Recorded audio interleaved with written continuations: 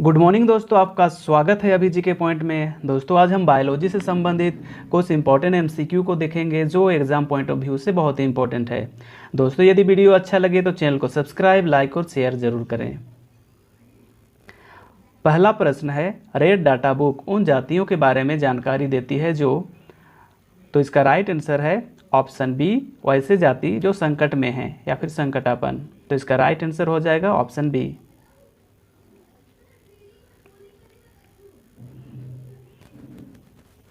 अगला प्रश्न है,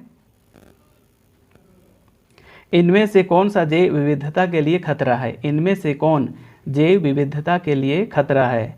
तो इसका राइट आंसर है ऑप्शन सी, प्राकृतिक आवास और वनस्पति का विनाश तथा झूम की खेती जो जैव विविधता के लिए खतरा है।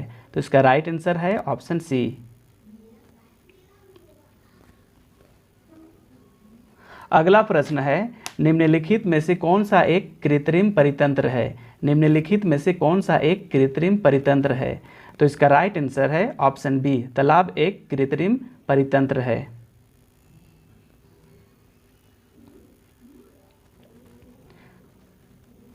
अगला प्रश्न है, पृथ्वी शिखर सम्मेलन निम्न में से किस स्थान में आयोजित किया गया था? पृथ्वी शिखर सम्मेलन निम्न में से किस स्थान में आयोजित किया गया था? तो इसका राइट आंसर है option C, Rio de Janeiro में, रियो डे जेनेरियो में। तो इसका राइट आंसर है ऑप्शन सी।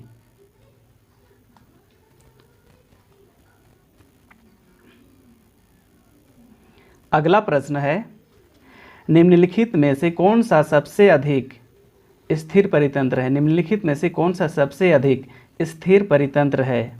तो इसका राइट आंसर है ऑप्शन ए, महासागर।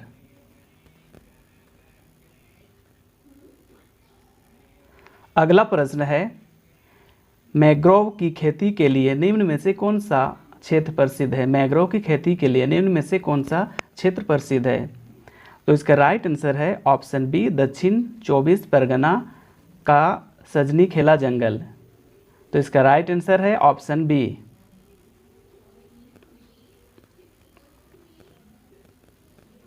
अगला प्रश्न है, सौर ऊर्जा का सबसे बड़ा यौगिकीकरण कौन सा है? सौर ऊर्जा का सबसे बड़ा यौगिकीकरण कौन सा है?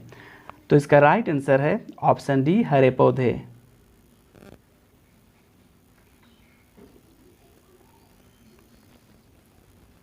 अगला प्रश्न है, हाइड्रोफाइट निम्न में से किसे कहा जाता है? हाइड्रोफाइट निम्न में से किसे कहा जाता है? तो इसका राइट आंसर है ऑप्शन डी, एक जलीय पौधे।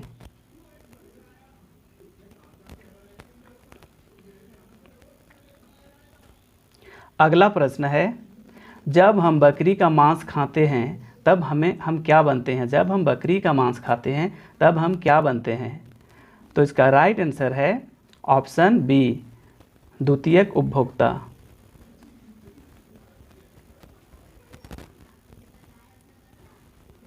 अगला प्रश्न है, एक मनुष्य के जीवन को पूर्ण रूप से धारणीय करने के लिए आवश्यक न्यूनतम भूमि को क्या कहा जाता है? एक मनुष्य के जीवन को पूर्ण रूप से धारणीय करने के लिए आवश्यक न्यूनतम भूमि को क्या कहा जाता है? तो इसका राइट आंसर है ऑप्शन बी, पारिस्थितिकी पदचाप।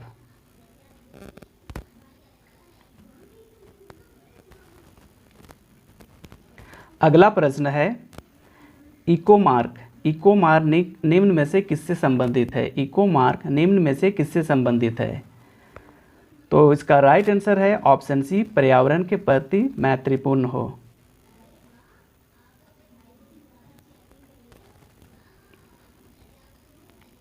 अगला प्रश्न है, सर्वाधिक जैव विविधता निम्न में से कहाँ पाई जाती है? सर्वाधिक जैव विविधता निम्न में से कहाँ पाई जाती है? तो इसका राइट आंसर है ऑप्शन ए, उष्णकटिबंधीय वर्षावनों में।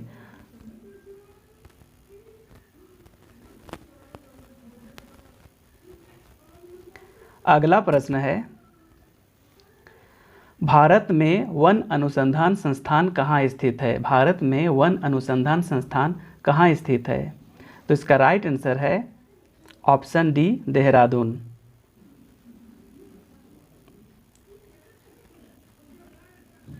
अगला प्रश्न है, पारिस्थिति शब्द को सर्वप्रथम प्रतिपादित करने का श्रेय निम्न में से किसको जाता है? पारिस्थितिकी शब्द को सर्वप्रथम प्रतिपादित करने का श्रेय निम्न में से किसको जाता है? तो इसका राइट आंसर है ऑप्शन डी, रिटर को जाता है।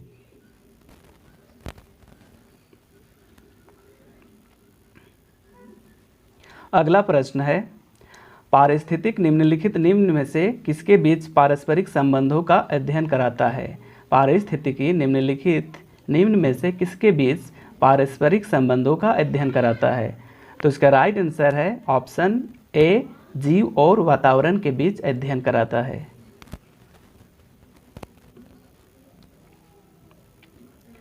अगला प्रश्न है, 100 पारिस्थितिकी का अभिप्राय निम्न में से किससे है? 100 पारिस्थितिकी का अभिप्राय निम्न में से किससे है? तो इसका राइट आंसर है ऑप्शन बी, व्यक्तिगत जीवधारी का पारिस्थितिक अध्ययन। व्यक्तिगत जीवधारी का पारिस्थितिक अध्ययन। तो इसका राइट आंसर है ऑप्शन बी।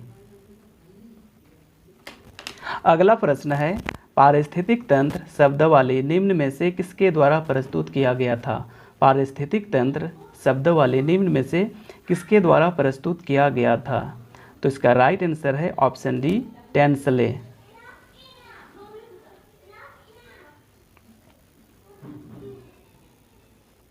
अगला प्रश्न है, निम्नलिखित में से कौन सा एक परितंत्र का सबसे अच्छा वर्णन करता है? निम्नलिखित में से कौन सा एक परितंत्र का सबसे अच्छा वर्णन करता है?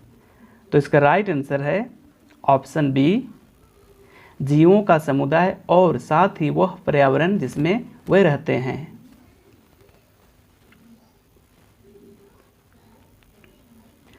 अगला प्रश्न है, पारिस्थितिकी तंत्र के दो घटक कौन से हैं? पारिस्थितिकी तंत्र के दो घटक कौन से हैं?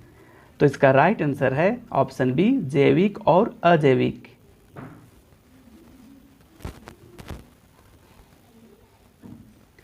अगला प्रश्न है, निम्न में से कौन सा परितंत्र का अजीवीय घटक है? निम्न में से कौन सा परितंत्र का अजीवीय घटक है? तो इसका राइट आंसर है ऑप्शन सी, जल।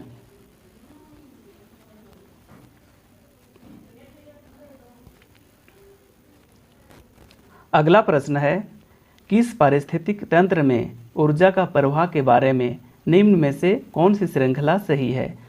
किस पारिस्थितिक तंत्र में ऊर्जा का प्रवाह के बारे में निम्न में से कौन सा श्रृंखला सही है? तो इसका राइट आंसर है ऑप्शन सी, उत्पादक, उपभोक्ता, यहाँ उपभोक्ता हो जाएगा, और ये अपघटक। तो इसका राइट आंसर है ऑप्शन सी।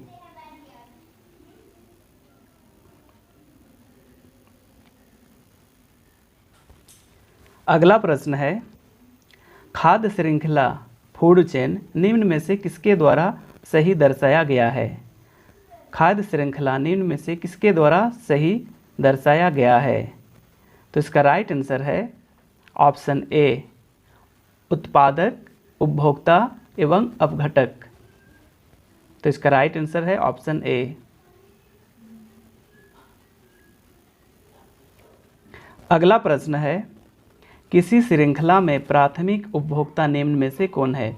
किसी श्रृंखला में प्राथमिक उपभोक्ता निम्न में से कौन है?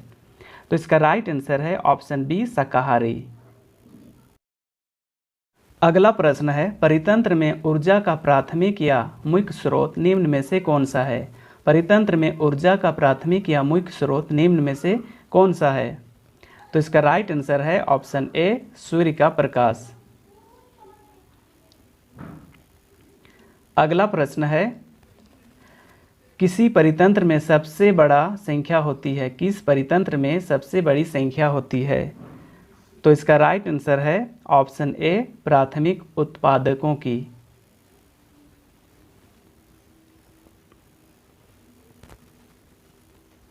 अगला प्रश्न है, वायु एवं जल की क्रिया द्वारा भूमि का कटाव क्या कहलाता है? वायु एवं जल की क्रिया द्वारा भूमि का कटाव क्या कहलाता है? तो इसका राइट आंसर है ऑप्शन ए, अपरदन।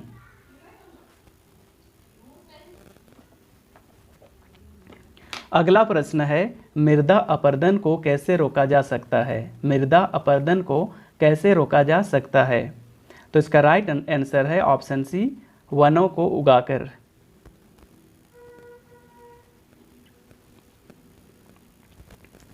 अगला प्रश्न है, बाढ़ को कैसे रोका जा सकता है? बाढ़ को कैसे रोका जा सकता है? तो इसका राइट आंसर है ऑप्शन डी, नदियों पर बांध बनाकर एवं वृक्षारोपण करके।